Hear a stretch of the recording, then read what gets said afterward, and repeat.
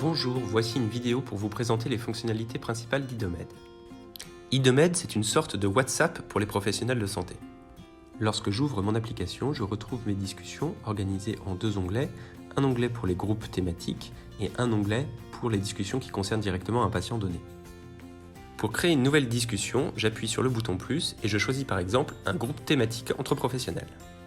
Je peux alors ajouter des professionnels de santé à ce groupe et lui donner un nom, exactement comme dans un groupe WhatsApp. J'arrive alors dans la discussion qui, une nouvelle fois, fonctionne comme un groupe WhatsApp. Je peux envoyer des messages, utiliser arrobase pour notifier une personne du groupe en particulier.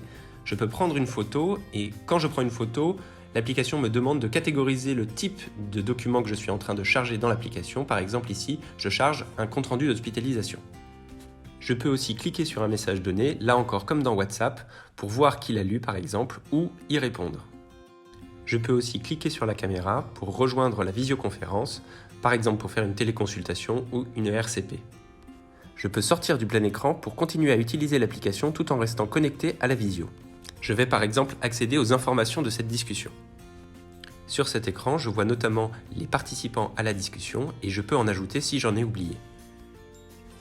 Revenons maintenant à l'écran d'accueil et lançons une nouvelle discussion. Cette fois, je vais inviter un patient autonome. Pour cela, j'indique simplement le nom et le prénom du patient et son adresse email. Je valide et le patient reçoit une invitation.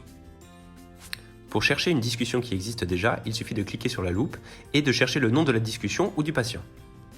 J'arrive alors sur une discussion qui a toujours le même format. Si je vais dans les informations de cette discussion, je retrouve les participants de la discussion et quelques éléments complémentaires, comme les données administratives du patient ou encore ses traitements en cours. Enfin, via le menu de l'application, vous avez accès à des fonctionnalités complémentaires comme un annuaire territorial ou le suivi de vos paiements. Voilà, c'est tout pour aujourd'hui. À bientôt sur Idomed.